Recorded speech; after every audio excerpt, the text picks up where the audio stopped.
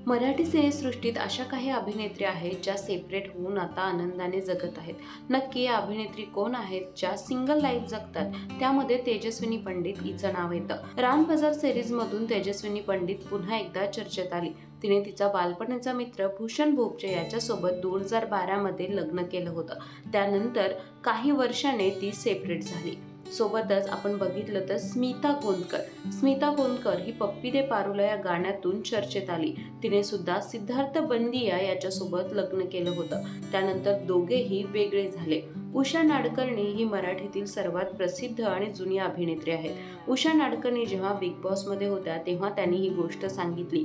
त्या म्हणतात की फार वर्षांपूर्वी मी लग्न केलं होतं, पण काही इश्यू असे होते की जे सॉल्व्ह होत नव्हते आणि म्हणूनच मी आणि माझा नवरा वेगळे झालो. सध्या मी एकटी राहते आणि मी माझ्या एकटीची कंपनी सुद्धा एन्जॉय करते. यानंतर शाल्मलीने 2010 मध्ये पियुष रानडे या अभिनेत्यासोबत लग्न केलं होतं. 2014 मध्ये ते दोघेही वेगळे झाले. पियुषने त्यानंतर ॲक्ट्रेस मयुरी वाघ हिच्याशी लग्न केलं आणि तिच्यासोबत सुद्धा डिवोर्स घेतला. आशीर्वाद तुझा एकविरा आई ॲक्ट्रेस मयुरी वाघ ही 2017 मध्ये पियुष रानडे सोबत लग्नाच्या बंधनात अडकली होती. पियुषचं हे दुसरं लग्न होतं तर मयुरीचं हे पहिलंच लग्न होतं. पण नंतर काही दिवसांनी ते दोघेही सेपरेट झाले. अशा बऱ्याच अभिनेत्री आहेत ज्या मराठीमध्ये सेपरेट होऊन सुद्धा सिंगल लाईफ सुंदररित्या जगताना दिसतात.